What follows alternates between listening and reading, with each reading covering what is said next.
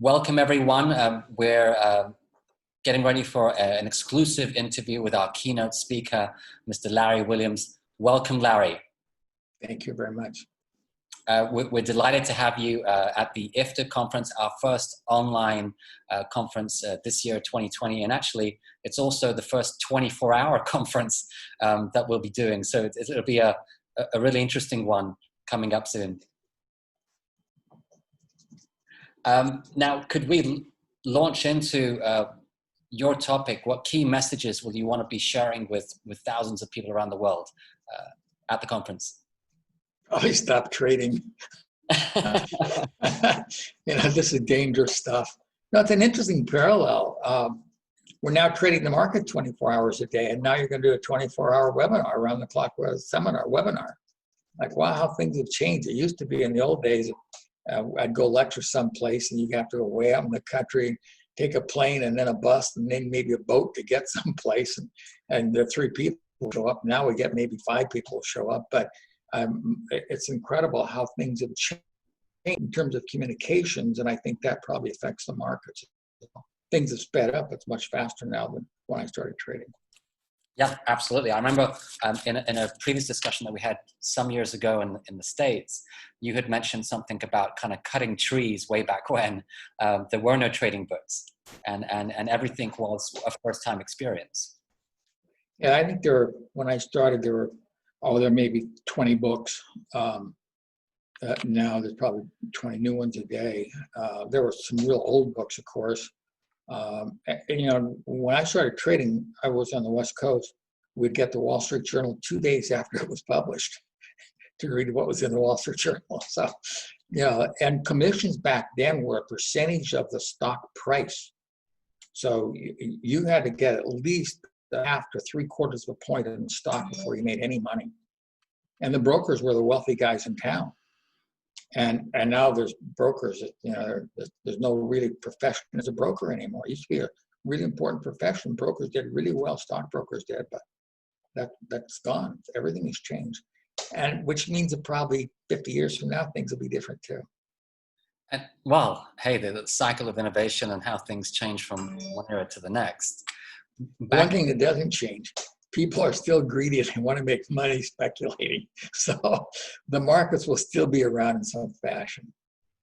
It reminds me of the Jesse Livermore quote, markets might change, I'm paraphrasing here, but human nature does not. And some version of that. Yeah.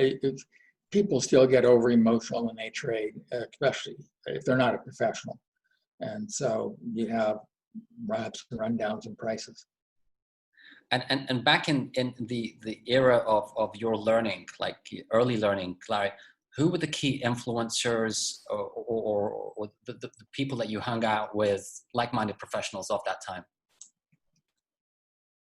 Well, the only one I really got to know much at all was a friend of Gil Holler, who wrote a book called The Holler Theory. He was probably the first guy to really do relative strength, even before Levy did it. Gil and I didn't spend a lot of time together, maybe a couple of weekends is all. He was very gracious. He was living in State Line, Nevada. I went up and saw him, went for a hike in the mountains with him, and gave me a lot of consultation, advice about the markets. Other than that, I just read books. I had a broker, real live broker, like you did in the old days, Don Southern, Joe Miller, but there wasn't anybody to learn from until much later in my life. Maybe by 1972, 73, a fellow by the name of Bill Meehan came to see me. Bill had been a member of the Board of Trade. Bill had tutored, if you will, the Campbell brothers, and now one of the largest management companies in the world for futures, and another guy. And they said, you ought to go see Larry, because Bill had great selection, but not real good timing. I had pretty good timing, but horrible selection. So it was kind of a nice meld. The two of us came together. Bill shared with me the fundamental aspect of the markets. I understood some of the technicals, kind of understood it, but he didn't at all. And so it was a nice blend of two different ideas. And this year, Larry will be recognizing as part of the IFTA Lifetime Achievement Award, Mr. Wells Wilder. And I know from several conversations with each other that he was a good friend of yours. You wrote a beautiful recognition letter titled "When I Knew Wells Before He Was Famous." Could you share just a few words of insights, what it was like to be his friend before he was famous? Well, Wells first came to me because he had a goal system he wanted to promote, and he asked if I would help him. He didn't know how to do it. I knew a little bit. I said, sure. So we shared with some mailing lists and gave him some ideas of how to do these things. And that really started the friendship. And then when he did the Delta thing, he said, Larry, you got to see this, so please come to my house. I went to his house. But the first time I actually met him, because back in the old days, we used to just write letters all the time to people. We didn't do internet and all this stuff that we're doing now, right? Wells and I had written back and forth for years. And I was in Beijing, China, at Tiananmen Square. And I saw this guy walking down the street, and I said, that's Wells Wilder. And it was. I got out of the bus and walked over, well, we gave each other a big hug. And so that was how we met. Physically met, though we'd written back and forth for a long, long time. And back then, I heard a comment, a story. Tell me if this is accurate. That both yourself, Wells Wilder, and Tom and Mark were friends. Oh yeah, Tom and I, of course, have been friends. I watched all of his children grow up. Yeah, and then Wells, I kind of introduced Wells to people. I think I got Wells maybe a couple speaking engagements. I don't know, so long ago, I don't recall everything. But back then we wrote letters to people. You know, the guy who was W.B. Gann's advance man, F.B. Thatcher, I wrote a huge correspondence about Gann and all this stuff. And I didn't realize the value of it. I should have kept all that stuff. But it was such a different world where we had letters. We didn't have face-to-face conversations like this that are being recorded and people all over the world will see it. So that's totally different than the way we used to do things. So that was almost like a pen pal friendship that we had back then with people. And occasionally we would see each other at a seminar along the road or somebody's in town. Wells had a great car collection. And he loved to go look at cars. And so he came to Del Mar, California, where they had a big Concours d'Elegance.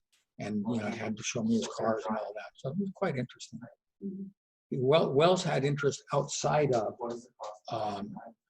the markets. And circling back to your presentation theme, Larry, kind of the idea of what makes a champion trader. What key insights can you share with us on that question? I think there's two things. Some people are better at anything than other people are. But almost anybody can learn to do this. Some will learn better than others. But certainly I've had enough students that have gone on to manage money, win trading championships. This is teachable. People can learn it, but not everybody can learn it because of either their own intelligence, their own emotions. So I can't say, oh, everybody can learn to be a trader. That's not a decent statement. But is this something, knowledge that can be transferred to one person to another? Usually, yes, it can be. And that's really exciting news, that some people are better than other people, obviously, but this is knowledge that can be moved from one person to another, from one generation to another. What's your perspective on the age-old debate about nature nurture?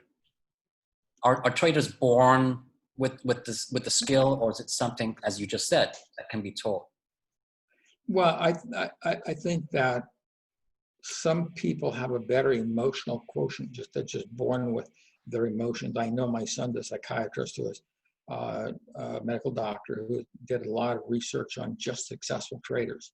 And what Jason found is that winning traders have a totally different personality profile than losing traders. Their emotions are quite different. So, and those are things you're born with. So some traders are blessed. They have the emotional quotient that makes them a better trader than others. And some people's emotions are so erratic, forget, they better not be a trader. They better go whatever. But And while you can't necessarily alter your personality, you can control and regulate it. So once you understand, the winning traders have a couple of things in common. Their emotions don't fluctuate. They don't go, oh, I'm frightened of this. I'm optimistic. I'm bullish. They're like, oh, okay, you know, their emotions are like that, whereas most people's emotions are like that. So you can say, well, okay, then I can bring my emotions down. I can more that way instead of that way. You can work on that. But certainly, clearly, Jason's work shows that the emotional way you deal with life, that's what you're born with, can make you more successful than somebody with a different emotional makeup. So arguably, the total experiment that was held way back in the 1980s worked. What insights do you have on the turtle trading? Well, there's quite a few insights. One, it was a mechanical system. It could be taught, and it was taught to a group of very bright people. But if you look at where those bright people ended up, I think one's in prison now, or has been disbarred from the industry forever. A couple died. A couple have been relatively successful, and a lot of them have gone off to do other things, which is probably what you would expect if you went back and looked at the great baseball or football players from 30 years ago. They've all moved on. A lot of them moved on to other things as well. So it was an interesting experience to see what happened after. Like if you look at Jack Schwager's book, Market Wizards, look where those wizards are now. A lot of them blew up. So we all may have our day in the spotlight for a little bit. But the turtles, Richard Dennis showed that you can learn something. It was a strategy that worked pretty well. It hasn't worked very well for quite a few years now. But it was a strategy that said, we can't predict the future, so there'll be big trend moves, and we'll always be in a trend move. And it used to be, we had great big trend moves, and now I think because of electronic trading and what we talked about earlier, everybody's in the market now, the trend go boom, boom, boom, boom, boom, boom. They're much quicker now. So to use a 50-day or a 25-day moving average or a breakout or whatever, it's like, wow, that was the old game. But starting around 2001, 2002, when we went into electronic sessions, game changed, which tells me as a trader, whatever game I'm looking at now, I got to be thinking about, wow, what's, you have these Robinhood traders now, you have algorithm traders now. Are these people changing my game? I have to be looking out for that. It's an interesting and an exciting kind of time at the moment. You mentioned Robinhood traders, so these are first-time traders trading from the bounce back from the crash lows of COVID-19. So their first experience is up, and in terms of the trending markets. And then of course, algo traders, we're going to have a panel discussion, Larry, where hopefully yourself and Linda Rashke, representing the kind of classic technical traders versus some of the newer ones, one of which I believe is a student of yours. What's your take on old classic methods that have been tried and tested versus new ones for some of these new markets and new environments? All I knew was old. I'm older than dirt at this point. Hold on, we got a phone call here. Louise, can you take that? Sorry about that. What we old traders know the most, I think, are the emotions of the market. So we're pretty good at understanding when the public is too bullish or too bearish. And I think that phenomenon will always exist. It doesn't matter what the algo guys are doing, or people trying to trade off Twitter feeds or Donald Trump's tweeters or whatever. I don't know what a tweeter is. I don't tweet.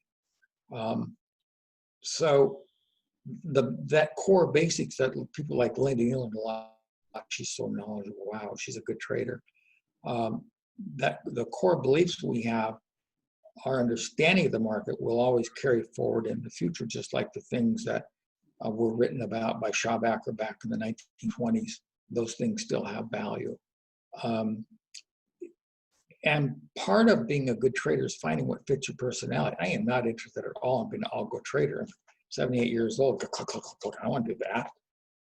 Plus, to my thinking, the way you make money in the market, which is more important than technical analysis, is you have a small position and catch a huge move. That's how you make serious money. So to trade for half a pick or a tick or whatever, I'm not interested in that at all. Because when I have a loss doing that, it's probably going to be bigger than my gains. So, I'm a real simple-minded person. And so a lot of this stuff goes over my head. I pay attention to it, don't always understand it. But to me, trading should be a lifestyle. And that's more important than necessarily making money. I want to be able to be trading, but in a fashion that it can also lead to an enjoyable life. Beautiful, inspiring words, and brings it back to why people might choose to trade in the first place. And in your experience, Larry, I mean, it's interesting to also maybe ask the question in a technical analysis conference, those that are riding the learning curve of technical analysis, how do people make the switch from the analysis to trading? Well, probably drink a lot. Good wine, good whiskey, vodka, I don't know. At some point, you have to cross that emotional, going from you think you got it all figured out in your head. Okay, that's good. But now you have to place a trade. That's very emotional because you might lose. You might look like an idiot. Your wife might say, oh, what a stupid trade that is. Or your broker. We used to have brokers that see our trade. Now nobody can see your trade. Broker used to see your trade. Hey, why are you doing that?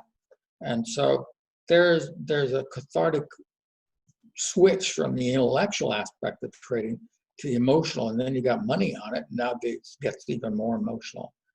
And that's just something that you have to recognize, well, that's how this business works. Probably like a lawyer who understands the legal research of his case. He knows exactly what the case is and how to prepare it, but he goes into court and he's talking in front of people, a jury and a judge and an opposition, and then the emotions come to play. So you have to be prepared for both aspects, the intellectual and the emotional part of it. You had a great talking point, and I'm careful not to steal the thunder of the presentation, on risk. What's your take on risk and some of those high risk takers out there, both in finance and in other professional areas? Well, the first thought that comes to my mind, I've seen a lot of traders that shout and scream and yell, and they're big traders that they're going to blow up. I know really good traders that are billionaires who couldn't tell if they're long or short or losing money or making money. They're not braggarts. They're pretty humble people. They're like, well, yeah, well, what do you think of the market? That's the hallmark of a successful trader. The shouters and the screamers, they're either they're frauds, or they're winning right now, but it will catch up with them. They don't have the right emotional quotient to be a trader. They'll blow up. But getting back to risk is different for everybody. I'm willing to take on more risk than most people. I always have been. That's why I led my life. That's my basic makeup. My dad couldn't believe that I was going to start to try to make money trading. I mean, he was not a risk taker. So it was incomprehensible for him. And you have to get to a point where you don't take too much risk. It's really, people call it money management, but it isn't. It's emotional management. The way you manage your emotions is not your mother beat you up when you were a kid or whatever. You don't have to go in. If you're over emotional, it's because your bet size is too big. You have to figure out where your bet size is equal to your emotional size, because money management at its heart is emotional management. If you're emotional all the time, your bet size is way too big. And if you have a small bet size, then you're not trading at all because you can't handle any of the emotions of risk. So neither extreme. You're going to get beat up trading. I have losing trades. I've been doing this for 60 years. I still have losing trades. So I can't let that bother me. But if that's the type of thing that bothers you as a person, you got to get out of this business. This is not for you. I mean, that opens up a kind of really interesting point about loss aversion, but then more on a bigger level, fear in general, whether it's fear of losing money in markets or just fear in general in life. This year being the year of strange things like a pandemic and lockdown environment, people trading from their rooms. What can you say? What words of insights, maybe inspiration, can you say about fear? I have no fear. I'm aware that things can be dangerous, but COVID, why I can't understand people get fearful of this. It makes no sense. That's just my basic makeup. I've never been afraid of many things in my life, and sometimes that's been good. Sometimes that's got me into a lot of trouble, frankly. So that's a basic makeup. But when it comes to trading, if you know, well, I've got to stop in the market, I can only lose that amount of money, well, that's what I can lose. If that's too much for you to lose, then you shouldn't be trading or have a smaller position or close ever. I mean, that's what's going to happen if you have a stop. And if you don't have a stop, well, who knows what can happen to you. So you can control your fear by having a strategy of how you're going to trade the market or invest in the market. And if you have protection, well, all you can fear is, I will have a loss. So what? You have losses in this business. So if you have a fear of having a loss, well, you better not trade, because you will have losses trading, for sure. So, I mean, I don't understand why people are afraid, but if you do that fear, I played football in college, used to ride rodeo, and every time I got on a horse, a bareback horse, you get buckled in, not buckled in, but you grab under the handle, you put rosin on your glove, heat it up and stick it in. It's called suitcase grip. And then they open the gate, and man, my heart is thumping when I'm in the gate, waiting for the gate to open up, sitting atop that horse. But the instant the gate opens up, fear goes, because now you're thinking about survival, and the horse is going here and he's going there, or football game starts and like, what's going to happen? You hear the ball get kicked off, it's in the air, the fear is gone now because you're in the game. So it's the same thing, I think, with trading. Like, okay, I got the trade on, I'm in the game. Here's my stop, there's my target, this is what I'm going to do. This is how I manage the trade, which is way beyond technical analysis. Trade management gets rid of fear. I have a way of trading this thing. I don't care what technical analysis stuff you use. You better have a strategy. Okay, once I'm in, how do I do this? How do I do that? You have that strategy. Well, what is there to fear? There's nothing to fear. You're going to have a losing trade, which you're going to have a losing trade. So, and the thing I always think my real advantage is I barely got out of high school, barely got through college. I was the last guy in the back of the room all the time, never in the front row. So not being real smart is really good because I don't recognize fear. All my really smart friends, they're fearful of everything. I have no fear. Hey, okay, whatever. So to dumb yourself down a little bit is probably pretty good. And I know that you also have a keen interest in cycles and how markets can shift from one regime to another. This seems to be kind of like a question of the hour in terms of whether that's happened, but more specifically, when a market does shift from one cycle to another and it's confirmed, the whole risk-reward profile also changes. And so in your experience, Larry, in prior bear markets or your first bear market from bull to bear, how did you deal with that? What was the learning curve for you? Well, it's a learning curve I'm still on. My first bear market was 1962. And of course, I had no appreciation of what was going on at all. But it was caused by political news, John Kennedy rolling back steel prices. But it was first set up technically, looking back now, we know the advanced decline line, market breadth, momentum, and accumulation are all falling apart prior to the news. So I guess what I learned retrospectively is that there's always a news event, why a market went down or why the market went up. But the technicals are there prior to the news event. The news event comes out when the technicals are there. I was fortunate to call the bottom this year. Just a couple of days, I actually bought the absolute low day because of technical stuff I've written in my books. Nothing new. And then all of a sudden, the good news came out, and the COVID thing started to get under control. We've had this massive market rally, beyond belief rally. But the technicals are there, which means probably don't have to read the news. Probably need to pay attention to what the market's doing as opposed to what the talking heads are saying on television or radio, reading the newspaper. And on the subject of learning, I know this is a talking point in your presentation at the IFTA conference. So as much as you can say as a brief teaser, what's so important about learning and this concept of deep learning? Well, the concept of deep learning is that there's something in our brain called myelin. And myelin is how we process and learn things. So what helps create myelin, there's a couple of things. There's actually some things you can take in terms of vitamins, et cetera, okay? But the big thing about myelin comes from reinforcement. The more you do something, the better you get. I've always said, way back in the 1970s, that mastery is a function of repetition. And now what we know is that myelin is produced by repetition. So to get great at anything, be great as Tiger Woods. Tiger Woods, I don't know where he is today, but he probably went out and hit golf balls for 4 or 5 hours, maybe 6 hours. Was it a tournament? No. Was it a money game? No. But he's out there practicing. Virtually every profession practices. So why don't we do that as traders?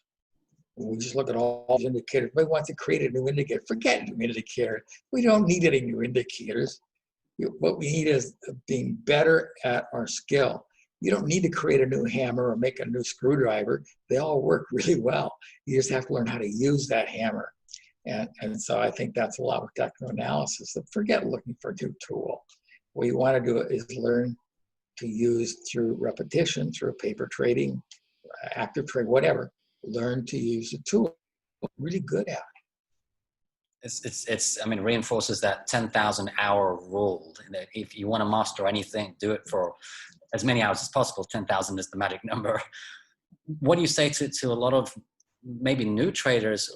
And I've done this many times in the past, where we fall down the rabbit hole of the holy grail strategy or indicator. It clearly doesn't exist. But what's the anecdote? Well, the anecdote, I think, is acceptance. Just take whatever you have. That's from Billings. Sorry about that. The anecdote is just to say this is a game where you're going to get beat up. There's an interesting study Jake Bernstein told me about, where they put monkeys in cages. In one cage, the monkey's going to get shocked. At any given time, he doesn't know when to get shocked. And another cage, the red light's going to go on, and the monkey can push a button. If he pushes the button, he doesn't get shocked. But if he doesn't push the button, he gets shocked, right? One monkey goes crazy, one monkey doesn't. The monkey that waits for that light to go on won't eat, he won't sleep because he doesn't want to get shocked. He's trying to control his environment. That's the monkey that goes crazy. The monkey that doesn't go crazy is me. I have a losing trade. Oh, I got shocked again. Oh, I got shocked again. That's me. I just accept, hey, this is a rough tumble business. You know, it's like being in a ring. You got to punch it. You got to hurt. But that's what this is. So just accept it. Yeah, there's no perfect system in any way whatsoever. So get to what you got and do your best job with it, and just the acceptance of like, yeah, this is a tough life. What counters that now, I think, and it was easier to accept it when I was a young man than now, because all you young people are on this thing called internet, and all these people, my God, I can't believe the claims I see on the internet. You can make $1,000 a day trading. No, you can't. $3,000-$4,000 doing it. Easy, make money 5 minutes a day. Let me tell you, it's never easy to make money. I don't care if it's trading or a business or whatever. Might take some time. So it's never an easy thing to do, but we see all this stuff on the internet about, oh, it's so easy. No, it isn't easy. These are pipe dreams. These are, be careful of this stuff. This is tough business. So people fall into that and have a perception that this will be a piece of cake, and then they find out that this is devil's food, not a piece of cake. An investor friend of mine said, he got really kind of upset about this whole get rich quick game that I guess many people do get sucked into. And his quip was, why don't people just get rich slowly? What's what do you think about the idea or the concept of doing what you've done all these years in live trading competitions, but doing it step by step? Well, I'm like everybody. I want to get rich quick, but that's just something in most of us that are short-term traders. Of course, that's our personality. So again, a lot of this is dealing with your personality, understanding yourself and your own, how you approach this stuff. Clearly, some traders shouldn't be short-term traders. What I figured out in my mind, in my way of thinking, you look at is a person, if they had an athletic background, were they a sprinter or they were a long-distance runner? Do you like to sit and say, you know, maybe I want to date that girl, maybe I don't. I got to think, or you say, yeah, I want to date that girl. Well, how does your mind process things? So you have to figure out, if you're the guy that says, I don't know if I want to have dinner tonight at 6 o'clock or 3 o'clock, then you're probably a longer term trader. Right. And the other thing, when it comes to finding somebody to help you, you need to find somebody, I think, who you almost instantly say, I got it. I see how he thinks. Like, I don't understand Fibonacci stuff. I don't understand astrology stuff. I just can't process it. So I know I have to go in other areas where my mind can pick up and I can learn from that. I'm not denigrating those things. I'm just saying that my mind can't process that. You know, my wife is a mechanical engineer. I don't understand engineering at all. I don't get any of this stuff. And she understands it. And I go, what is that? And I started as an art major. And so I can see patterns and shapes and colors and hues and things and textures. Maybe Louise doesn't see that as much as I do. So you have to find where you go like, yeah, I see how this guy, I got his thinking, I understand it. Then that person can help you. He can teach you better because you're both in the same ballpark understanding things. And I mean, in summary, in terms of the champion trader journey that you'll be discussing, any final thoughts or summary insights that you want to share with everyone ahead of your presentation? Yeah, quit trying to be a champion trader. It's very deceptive. People see I turned $10,000 into $1.1 million. One of my daughters turned 10,000 into 110,000. Last year, one of my students won, I think he had a 600-700% gain. This year, number one position is one of my students with about a 400% gain. My daughter's in there with a 200% gain. That's not realistic. That's a trading championship. Don't expect you're going to make 200% year in and year out. We're trying to win a trading championship. We take more risk. We trade more aggressively than you ever should. It's all about pedal to the metal to win a trading championship. So people look at these and go, oh, let's do that. Well, nah, that's not real. That's like you go to one of these slam dunk basketball things. Who can hit the most home runs? They just throw pitches and the guys try to see who can hit the most home runs, right? But it's not a real game. Well, it's a real game when we're trading. We're trading with real money in these championships, but you would never manage your own money as aggressive as we do in a trading championship. So, yeah, you can make money doing this, but you better pull back your aspirations. Never have high aspirations or expectations in the market, because if you do, they're going to be broken. Very wise words to wrap our discussion up, and it kind of circles back to your point about trading as part of a lifestyle, and that's what's so really useful and insightful about what you've shared, Larry, and one of the key points that I've taken from our discussion. Yeah, and I think the other thing you have to be careful of as a trader, I think I'm a pretty good trader, but I'm not a very good business person. So that means that a guy like me probably shouldn't try to be a money manager. The difference between a money manager and a trader, Paul Tudor Jones is a great trader and a very good businessman. Now, once he stopped being a great trader and became more of a businessman, his performance isn't nearly what Paul's performance was when he was young, before he became a businessman, a money manager. So you have to look at what your basic skills are and how you can apply that in the market. Maybe you're a great salesperson, you should be in the brokerage part of it. Maybe you're a good business guy, you should be in the money management part of it. or maybe you're just a trader and you better not try to do any of the other things. That's what I found. Is all like, I kind of like my lifestyle. I'm looking at the beach today. You know, we went scuba diving yesterday, snorkeling around Buck Island where I live. Great time. So to me, how I live is more important. I probably could have made a lot more money had I done other things, but I'm a real free spirit guy. Some people aren't. So if you're not, well, then you probably want to go into money management, make a real business career. I never tried to make a career out of this. I just want to learn to trade. Still trying to learn to trade. And your key reason for learning how to trade way back when, if I could add that question. I want to be really good at this. I want to be, I don't know if I can be the best, but I want to be close to it. I want to be able to say I mastered this subject. Thank you so much, Larry. I've really enjoyed this discussion and look forward to listening into your presentation at the IFTA conference. I'm working hard on it. I hope it's going to be good. I'm going to have some things I think people will enjoy. I look forward to it.